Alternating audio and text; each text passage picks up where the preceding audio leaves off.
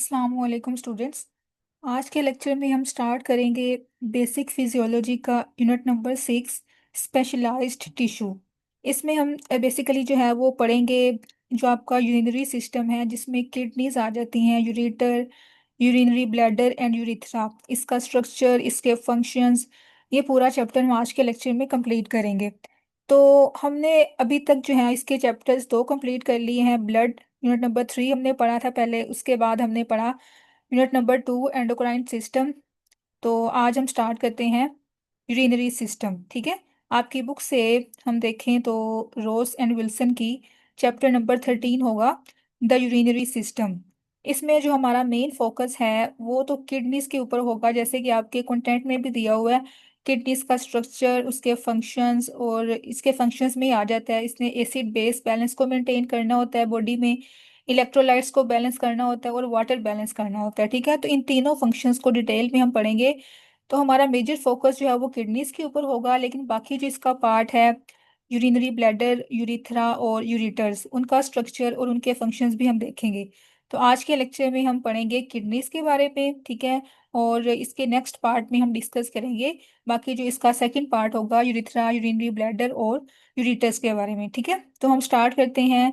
सबसे पहले हम बात करते हैं यूरिनरी सिस्टम बेसिकली क्या है। Urinary system is the main excretory system of the body and it includes following structures. इसमें अब कौन कौन से स्ट्रक्चर्स इन्वॉल्व होते हैं?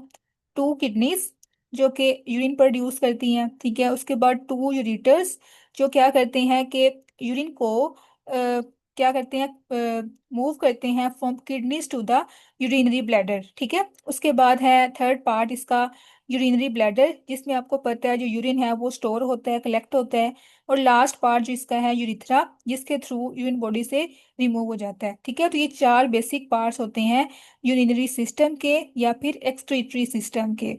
उसके बाद हम अब देखें तो यूरिनरी सिस्टम का मेजर रोल क्या होता है हमारी बॉडी में। इसका मेजर रोल क्या है कि हमारी बॉडी में वाटर और इलेक्ट्रोलाइट्स को मेंटेन करना। ठीक है, उसके होमियोस्टेसिस को मेंटेन करना, उसका बैलेंस रखना।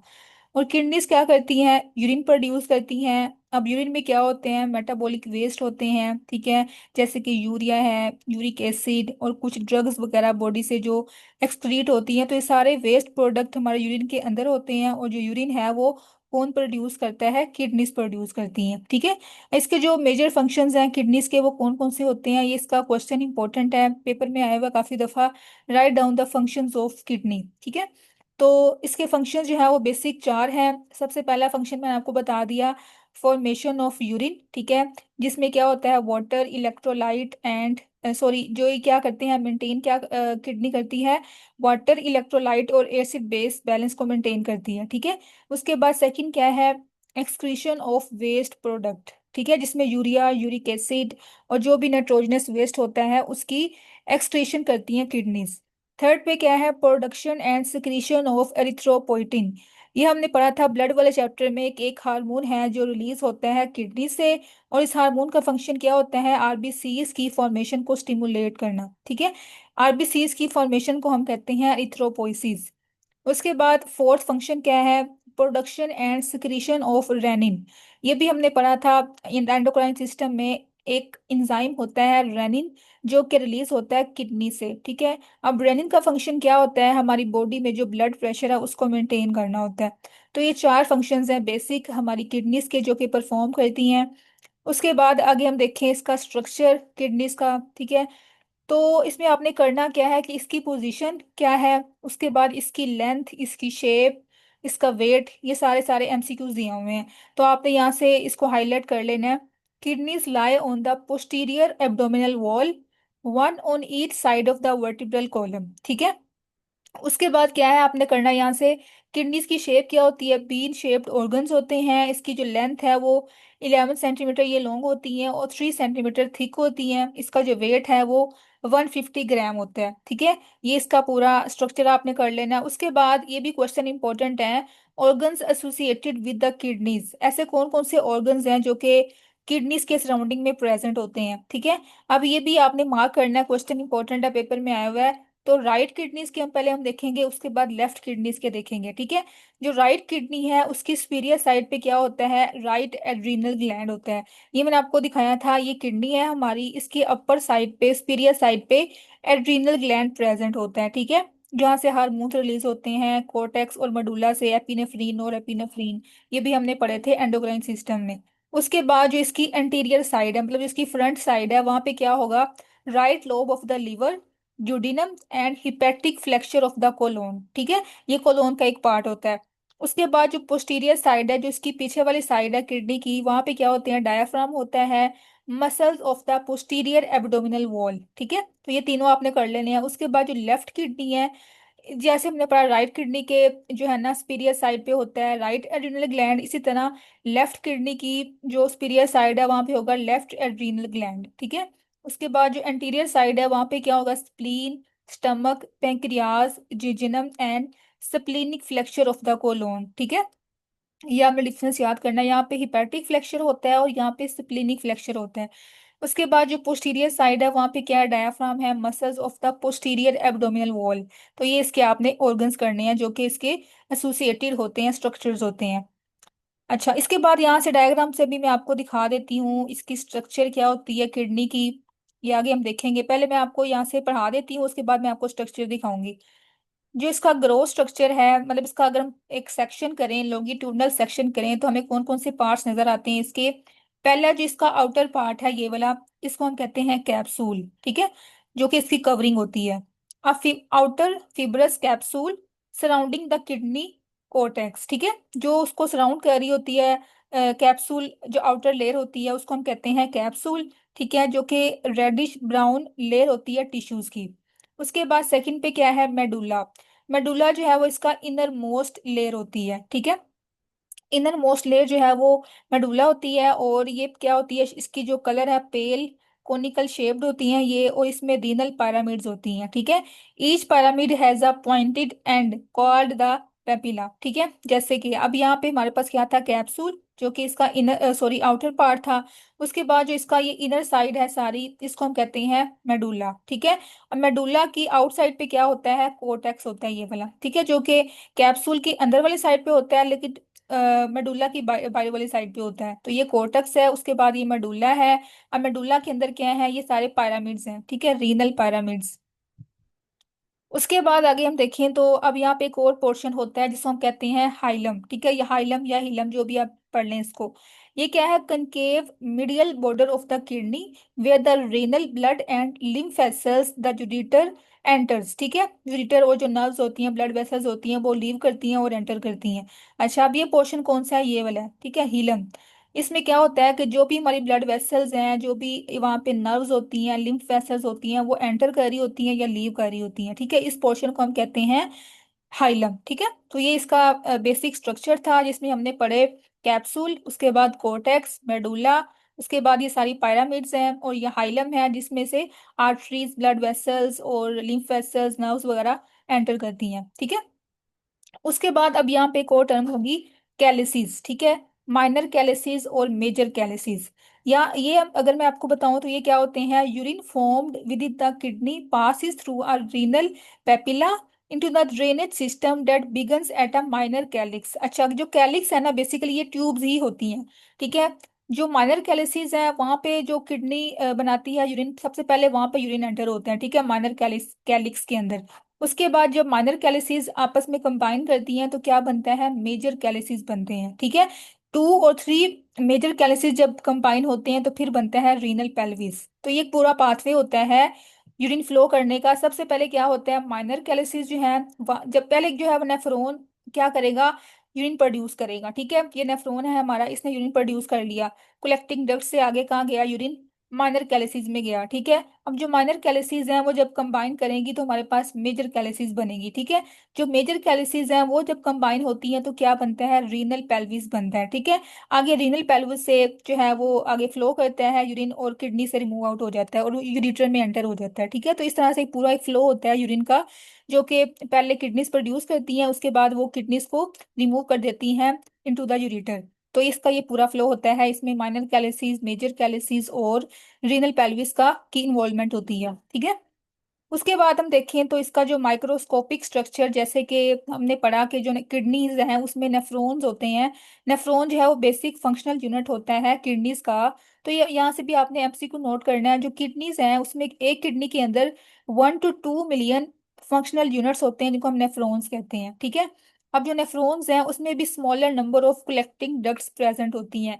ये भी आपने इसका स्ट्रक्चर पढ़ा होगा नेफ्रॉन का, इसमें क्या क्या इसके पार्ट्स होते हैं ये आगे मैं आपको डिस्कस करती हूँ। सबसे पहले जो नेफ्रॉन है ना, इसका एक पार्ट जो है वो क्लोज होता है, ठीक है, closed eight one and and opens into the collecting duct at the other and, ठीक है। जैसे कि अब यहाँ पे हम पढ़ेंगे इसकी ये इस पूरा स्ट्रक्चर है नेफ्रॉन का। ये इसका एक एंड है और दूसरा एंड क्या है, कलेक्टिंग डक्ट। यहाँ से ये ओपन होता है और यहाँ से ये क्लोज होता है, ठीक है। ये उसके दो एंड हो गए। उसके बाद इसका स्ट्रक्चर देखें, इसमें आगे फर्दर कौन कौन से पार्ट्स होते हैं। तो सबसे पहले इसमें जो है वो ग्लोमेरुलस आ जाता है, ठीक है। ग्लोमेरुलस के अंदर जो है वो नेटवर्क ऑफ कैपिलरीज होती हैं जिसको हम कहते हैं बोमेन कैप्सूल, ठीक है। टफ्ट ऑफ कैपिलरीज होती हैं, बोमेन कैप्सूल जिसको हम कहते हैं। उसके बाद आगे आ जाएं तो ट्यूब्यूल्स स्टार्ट हो जाती हैं, प्रोक्सिमल ट्यूब्यूल्स, ठीक है। उसके बाद लूप ऑफ हेनले आ जाता है और लास्ट पे क्या है, सॉरी, सेकंड लास्ट पे है डिस्टल कन्वोल्यूटेड ट्यूब्यूल्स और सबसे लास्ट पे है कलेक्टिंग डक्ट, ठीक है। यहाँ से मैं आपको स्ट्रक्चर दिखाऊं तो ये बेसिकली हमारे पास है ग्लोमेरुलस, ठीक है। ये लिखा हुआ ग्लोमेरुलस है। उसके बाद ये जो अंदर नेटवर्क ऑफ कैपिलरीज है ना, इसको हम कहते हैं बोमेन कैप्सूल, ठीक है।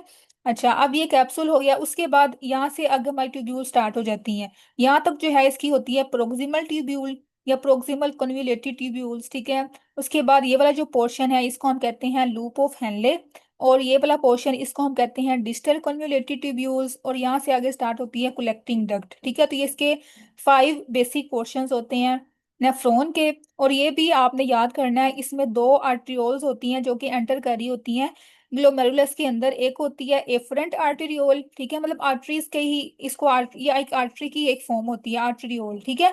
एफरेंट जो होती है ऐसी आर्टरी जो कि नेफ्रॉन के अंदर, जो ग्लोमेरुलस के अंदर ओपन हो रही होती है, जो एंटर हो रही होती है, ठीक है, जो ब्लड लेके आ रही होती है नेफ्रॉन में, ठीक है, उसको हम कहते हैं एफरेंट। और जो ब्लड को वापस लेके जाती है बॉडी के अंदर उसको हम कहते हैं इफरेंट आर्टेरियोल, ठीक है। ये हमारे पास क्या है, एफरेंट, जो कि इसका एरो से भी आपको शो हो रहा होगा, ब्लड को अंदर लेके आ रही है। और जो इफरेंट है वो क्या करती है, ग्लोमेरुलस के अंदर से जो भी होता है वेस्ट वगैरह, उसको रिमूव करने के बाद जो ब्लड रह जाता है उसको वापस बॉडी में ले जाती है, ठीक है। तो ये इसमें वापस इसके सर्कुलेशन के बाद वापस बॉडी में जा रही है ब्लड वेसल्स के थ्रू और ये एंटर हो जाएगी बॉडी में, ठीक है। तो इस तरह से इसकी दो आर्ट्रियोल्स होती हैं, एफरेंट और इफरेंट, और बाकी जो मैंने आपको इसके पार्ट्स बता दिए।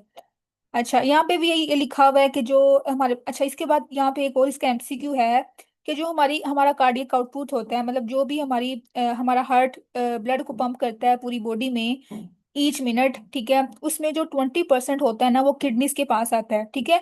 मतलब कि हमारी जो कार्डियक आउटपुट का 20% है वो किडनी से रिसीव करती है, ठीक है। और वो जो ब्लड आता है वो किसके थ्रू आता है, एफरेंट आर्टरियोल्स के थ्रू आता है, ठीक है। ये मैंने आपको बताया कि ऐसी आर्टरीज जो कि ब्लड को लेके आती हैं इनटू द नेफ्रॉन या फिर इनटू ग्लोमेरुलस कैप्सूल, ठीक हो गया। इसके बाद अब जो ब्लड वेसल्स हैं, ये जो एफरेंट आर्टरियोल्स हैं, ये ब्लड को लेके आई हैं हमारे नेफ्रॉन तक, ठीक है। उसके बाद आपने ये भी यहाँ पे डिफरेंस याद करना है कि जो एफरेंट आर्टरियोल है उसका डायमीटर लार्जर होता है as compared to efferent arteriole, ठीक है। ये भी इसका आपने एमसीक्यू मार्क कर लेना है। बाकी इसमें वो बताया हुआ है कि ये जो पूरा ब्लड है वो किस तरह से फ्लो करता है। पहले वो आता है ग्लोमेरुलस के अंदर, वहां से फिल्ट्रेशन होती है ब्लड की, ठीक है, क्योंकि इसमें आपको पता है होल्स होते हैं जो कि ब्लड को फिल्टर करते हैं। उसके बाद आगे ये जाता है ब्लड प्रोक्सिमल ट्यूब्यूल्स के अंदर, फिर लूप ऑफ हेनले के अंदर, उसके बाद डिस्टल कन्वर्टेड ट्यूब्यूल्स के अंदर और लास्ट पे कलेक्टिंग डक्ट्स के थ्रू जो है वो बॉडी से आगे रिमूव हो जाता है, ठीक है। तो ये इसका पूरा पाथवे यहाँ पे डिस्कस किया हुआ है। आगे हम देखें तो अब यहाँ पे क्या लिखा हुआ है कि जो ग्लोमेरुलस है ना उसकी वॉल, ये आपने इसका भी एमसीक्यू याद करना है। यहाँ पे ना दो डिफरेंस बताए हुए हैं। जो ग्लोमेरुलस की वॉल है वो किसकी बनी होती है, single layer of flattened epithelial cells, ठीक है। अब ये जो एपिथेलियल सेल्स होते हैं वो क्या करते हैं, फैसिलिटेट करते हैं फिल्ट्रेशन के अंदर, ठीक है, क्योंकि आपको पता है जो ग्लोमेरुलस है उसने फिल्ट्रेशन करनी होती है, ब्लड को फिल्टर करना होता है, तो उसमें जो फ्लैटेंड एपिथेलियल सेल्स हैं वो इसको हेल्प आउट करते हैं, ठीक है। उसके बाद बाकी जो भी इसका पार्ट है ना नेफ्रॉन का, कलेक्टिंग डक्ट्स वगैरह, उनकी जो वॉल्स होती हैं वो किसकी बनी होती हैं, सिंपल स्केमस एपिथेलियम की। आपने जो पढ़ा होगा चैप्टर एनाटॉमी के अंदर, डिफरेंट टाइप्स होती हैं एपिथेलियम की, सिंपल स्केमस है, ठीक है, स्ट्रेटिफाइड है, फ्लैटेंड है, तो ये आपने याद रखना है कि जो ग्लोमेरुलस की वॉल है वो बनी होती है फ्लैटेंड सेल्स की, और जो बाकी इसका पार्ट है नेफ्रॉन का और कलेक्टिंग डक्ट्स वगैरह की जो वॉल्स होती हैं वो बनी होती है सिंपल स्केमस एपिथेलियम की। ठीक है, तो ये आपने इसका एमसीक्यू याद कर लेना, इसको हाईलाइट कर लेना। उसके बाद आगे क्या लिखा हुआ है कि जो हमारी ब्लड वेसल्स होती हैं किडनीज की, जिसको हम कहते हैं रीनल ब्लड वेसल्स, उसमें दोनों नर्व्स की सप्लाई होती है। हमारी सिंपैथेटिक नर्व्स भी इसको सप्लाई कर रही होती हैं और जो पैरासिम्पैथेटिक नर्व्स हैं उसको सप्लाई कर रही होती हैं। ठीक है, ये भी आपने पढ़ा होगा। जो है हमारा सिस्टम ऑटोनॉमिक नर्वस सिस्टम, उसमें जो सिंपैथेटिक है उसमें क्या होता है, हमारी जो ब्लड वेसल्स हैं वो कंस्ट्रिक्ट करती हैं, डायलेट करती हैं, ये भी आपको पता होगा। उसके बाद जो पैरासिम्पैथेटिक है उसमें क्या एक्शन होता है। तो इन दोनों की सप्लाई होती है हमारी ब्लड वेसल्स के अंदर। ठीक है, उसके बाद ये हमने पढ़ लिया इसका स्ट्रक्चर, जो भी इसके पार्ट्स थे, जो भी इसके सॉरी स्ट्रक्चर था वो हमने पढ़ लिया। उसके बाद नेक्स्ट हम पढ़ते हैं इसके फंक्शंस कौन कौन से होते हैं किडनीज के। पहला फंक्शन हमने देखा था फॉर्मेशन ऑफ यूरिन। अब जो हमने फंक्शन स्टार्टिंग में पढ़े थे जस्ट इन लिस्ट किए थे, अब इन चारों फंक्शंस को इस पूरे चैप्टर में एक्सप्लेन किया हुआ है। ठीक है, तो सबसे पहले हम स्टार्ट करते हैं इसका पहला फंक्शन फॉर्मेशन ऑफ यूरिन। ठीक है, अच्छा, अब जो फॉर्मेशन ऑफ यूरिन है ना, इसके भी फर्दर 3 स्टेप्स होते हैं। जो यूरिन है वो किस तरह से प्रोड्यूस होता है, 3 स्टेप्स में प्रोड्यूस होता है। वो 3 स्टेप्स कौन कौन से हैं? पहला है फिल्ट्रेशन, उसके बाद है सिलेक्टिव रीएब्जॉर्प्शन, और थर्ड पे है सिक्रीशन। ठीक है, मतलब जो ब्लड हमारी इसमें किडनीज में आएगा, नेफ्रॉन में आएगा, सबसे पहले वो फिल्टर होगा। ठीक है, इसमें जो भी सब्सटेंसेस हैं जो हमें चाहिए, जो रिक्वायर हैं बॉडी में, वो वहां से फिल्टर आउट हो जाएंगी, और बाकी जो वेस्ट है वो आगे चला जाएगा। ठीक है, उसके बाद सिलेक्टिव रीएब्जॉर्प्शन, ये भी हम देखेंगे कि कुछ चीजें ऐसी हैं सिलेक्टिवली जो कि हमारी बॉडी को रिक्वायर होती हैं, वो वापस रीएब्जॉर्ब हो जाती हैं ब्लड वेसल्स के थ्रू। ठीक है, और जो हमें नहीं चाहिए होती, जैसे कि मेटाबॉलिक वेस्ट होते हैं, यूरिक एसिड, यूरिया वगैरह, वो सारे सिक्रीट हो जाते हैं। ठीक है, तो ये तीनों स्टेप्स में जो है वो यूरिन की फॉर्मेशन होती है। तो पहला स्टेप हम देखते हैं filtration. Filtration takes place through the semi-permeable walls of the glomerulus and glomerular capsule. ये मैंने आपको बताया कि जो फिल्ट्रेशन का प्रोसेस है वो कहाँ पे होता है, ग्लोमेरुलस के अंदर होता है। ठीक है, अब जो ग्लोमेरुलस की वॉल्स हैं वो सेमी परमिएबल होती हैं। ठीक है, मतलब कुछ मॉलिक्यूल्स वहां से पास हो जाते हैं और कुछ नहीं होते। जो स्मॉल मॉलिक्यूल्स हैं वो तो फिल्टर हो जाएंगे, लेकिन जो लार्ज मॉलिक्यूल्स हैं, जैसे कि हमारी जो प्लाज्मा प्रोटीन्स होती हैं वो लार्ज साइज की होती हैं। उसके बाद जो ब्लड सेल्स हैं उसका साइज भी लार्ज होता है। ठीक है, और अदर कुछ और लार्ज मॉलिक्यूल्स हैं जो कि वहां से फिल्टर नहीं होते उन कैपिलरीज से। ठीक है, तो वो बॉडी में वापस चले जाते हैं। ठीक है, तो इस तरह से इसकी जो सेमी परमिएबिलिटी है वो डिपेंड वो सॉरी इफेक्ट करती है उसकी फिल्ट्रेशन के ऊपर, कि जो स्मॉल मॉलिक्यूल्स हैं वो रेडिली पास आउट हो जाएंगे। ठीक है, और जो लार्ज मॉलिक्यूल्स हैं वो वहां से पास आउट नहीं होंगे, वो वहीं पे रह जाएंगे, वापस ब्लड वेसल्स के थ्रू बॉडी में चले जाएंगे। ठीक है, अच्छा, अब जो फ्लूइड वहां से फिल्टर हो गया है ग्लोमेरुलस के अंदर से, उसकी वॉल्स के अंदर से, वो ग्लोमेरुलर कैप्सूल के अंदर आ गया। ठीक है, उस फ्लूइड को अब हम कहेंगे फिल्ट्रेट। ठीक है, ये आपने टर्म याद रखनी है। अब जो फिल्ट्रेट है, इसमें ये कहाँ से आया था, ब्लड में जो भी उसका जो सब्सटेंसेस थी जो फिल्टर आउट हो गई हैं उसकी वॉल से, वो अब आ गया है ग्लोमेरुलर कैप्सूल के अंदर। उस फ्लूइड को हम कहते हैं फिल्ट्रेट। ठीक है, और बाकी जो लार्ज मॉलिक्यूल्स थे वो नहीं पास आउट होंगे, क्योंकि उनका लार्ज साइज होता है, वहां से फिल्टर नहीं होते, तो वो कैपिलरीज के अंदर ही रह जाते हैं। ठीक है, तो इस तरह से आपने ये डिफरेंस याद करना है कि जो फिल्ट्रेशन है वो किस तरह होती है, स्मॉल मॉलिक्यूल्स की और लार्ज मॉलिक्यूल्स की। ठीक है, अच्छा, इसके बाद अब यहाँ पे इसकी आपने कॉम्पोजिशन याद करनी है कि जो फिल्ट्रेट हमारे पास आ जाता है ग्लोमेरुलस कैप्सूल के अंदर, उसमें क्या क्या चीजें होती हैं। ठीक है, वाटर होता है, उसके बाद मिनरल साल्ट्स होते हैं, amino acids, keto acids, glucose, hormones, creatinine, urea, uric acid, और कुछ ड्रग्स वगैरह। ठीक है, और बाकी जो रह जाती हैं हमारी कैपिलरीज के अंदर जिनका साइज लार्ज होता है, जो फिल्टर नहीं होती, वो कौन कौन सी होती हैं चीजें, ल्यूकोसाइट्स, मैंने आपको बताया कि जो ब्लड सेल्स हैं ना सारे, वो फिल्टर आउट नहीं होते, तो वो कैपिलरीज के अंदर ही रह जाते हैं। ल्यूकोसाइट्स, एरिथ्रोसाइट्स और प्लेटलेट्स। ठीक है, उसके बाद जो प्लाज्मा प्रोटीन्स हैं उनका साइज भी लार्ज होता है, तो ये भी फिल्टर नहीं होती। उसके बाद कुछ ड्रग्स हैं जिनका साइज लार्ज होता है, तो वो भी फिल्टर नहीं होती और वो कैपिलरीज के अंदर ही रह जाती हैं। ठीक है, तो ये आपने डिफरेंस याद करना है कि जो फिल्ट्रेट है उसकी कॉम्पोजिशन क्या होती है, और जो कैपिलरीज के अंदर सब्सटेंसेज होती हैं वो कौन कौन सी होती हैं। ठीक है, ये टेबल आपने याद कर लेना। उसके बाद अब यहाँ पे कुछ इसकी कैलकुलेशन बताई हुई है इसकी प्रेशर की, कि जो फिल्ट्रेशन है वो किस तरह से होती है, मतलब कि जो प्रेशर है ग्लोमेरुलस के अंदर वो कैसे बिल्ड होता है, और कितना कितना प्रेशर है वो जनरेट होता है। ठीक है, तो ये आपने ये इक्वेशन याद करनी है कि जो नेट फिल्ट्रेशन प्रेशर होता है ना, जब फिल्ट्रेशन हो रही होती है सब्सटेंसेस की, ब्लड की फिल्ट्रेशन हो रही होती है, तो वहां पे जो प्रेशर क्रिएट होता है वो हमने कैसे याद करना है। अच्छा, अब यहाँ पे इसकी वैल्यूज दी हुई हैं। ठीक है, 7.3 ये किसकी वैल्यू है, ये हम यहाँ से देखते हैं। अच्छा, ये मैंने आपको पहले बता दिया था कि जो एफरेंट आर्टेरियोल है वो उसकी डायमीटर थिक होता है, वाइड होता है, और जो इफरेंट है उसका डायमीटर कम होता है। ठीक है, तो जिसका डायमीटर ज्यादा होगा वहां पे प्रेशर जो है वो ज्यादा होगा। ठीक है, और जिसका डायमीटर कम होगा वहां पे भी प्रेशर। ऐसे आपको मैं यहाँ पे ड्रा करके बताती हूँ। जैसे अब ये हमारे पास क्या है, एक ब्लड वेसल है नैरो, ठीक है, और ये क्या है, वाइड। ठीक है, तो जहाँ पे ब्लड वेसल्स का डायमीटर नैरो होगा वहां पे प्रेशर ज्यादा होगा। ठीक है, ये नैरो है तो वहां पे प्रेशर ज्यादा होगा।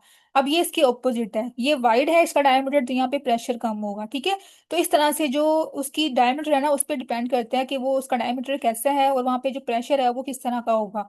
ठीक है, तो आपने ये प्रेशर याद करने हैं। जो ब्लड के अंदर, सॉरी कैपिलरीज के अंदर ब्लड है उनका हाइड्रोस्टेटिक प्रेशर क्या होगा और osmotic प्रेशर क्या होगा। ठीक है, तो जस्ट आपने वैल्यूज याद करनी है। 7.3 जो है वो हाइड्रोस्टैटिक प्रेशर है कैपिलरी का। ठीक है, उसके बाद इसमें से आपने माइनस करना है किसका प्रेशर, यहाँ पे लिखा हुआ है जो प्लाज्मा प्रोटीन्स का प्रेशर है अबाउट 4। ठीक है, और जो 2 है वो किसका प्रेशर है, हाइड्रोस्टैटिक प्रेशर है फिल्ट्रेट का। ठीक है, तो ये आपने 3 प्रेशर याद करने हैं, इसको आपने कैलकुलेट करना है, तो क्या बचेगा 1.3 प्रेशर टोटल बन जाएगा। ठीक है, तो ये नेट प्रेशर है जो कि जनरेट होता है ड्यूरिंग फिल्ट्रेशन।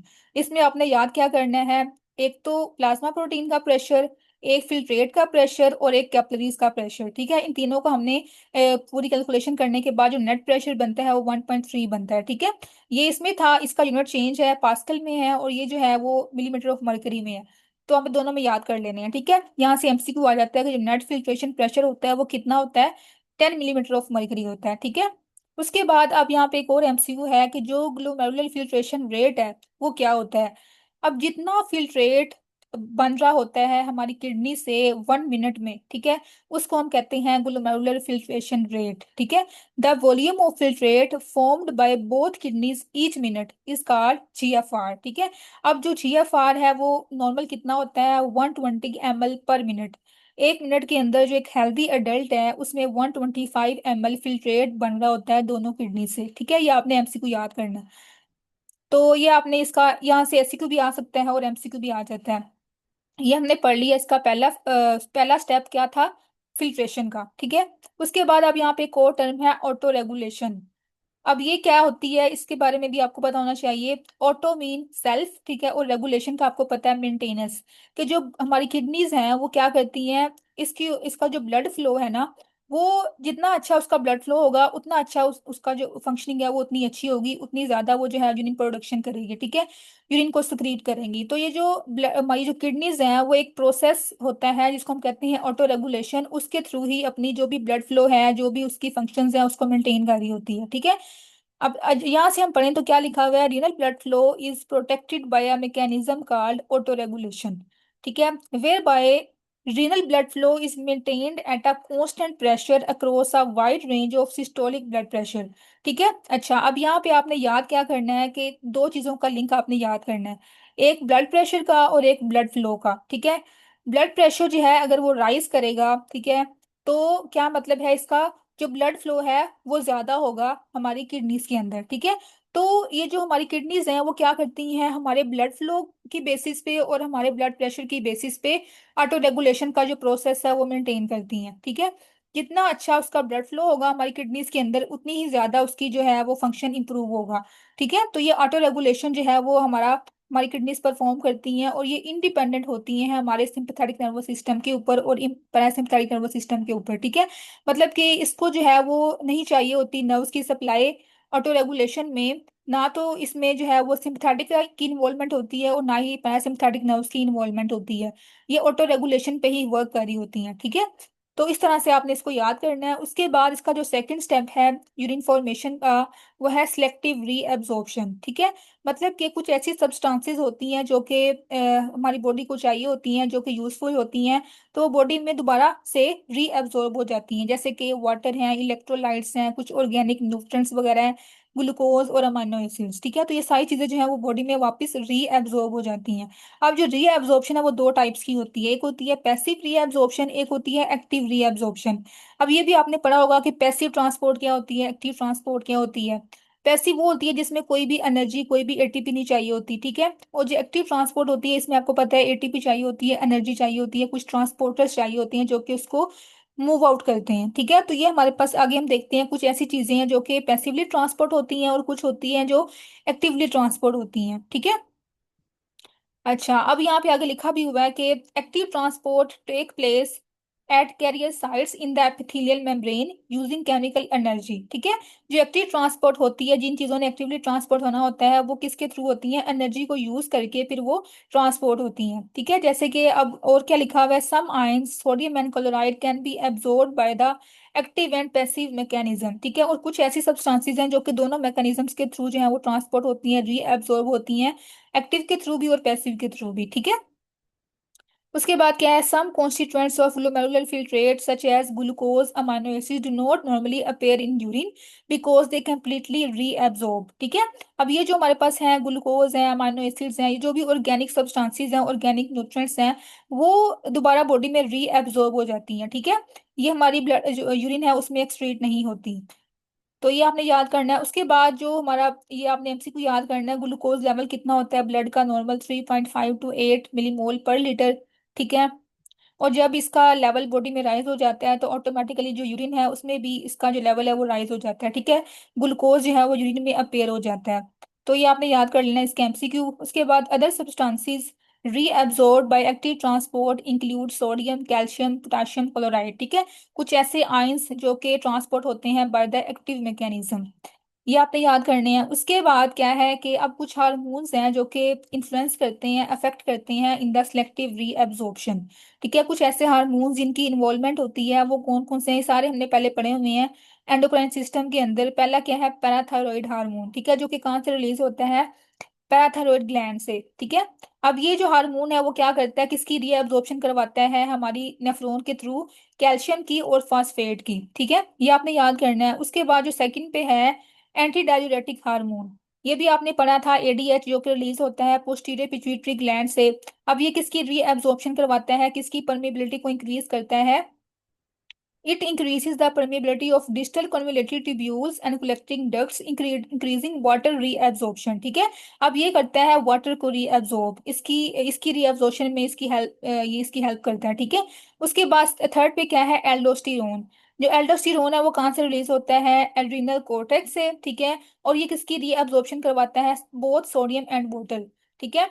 इसकी रीअब्जॉर्प्शन करवाता है और पोटाशियम की एक्सक्रीशन करवाता है।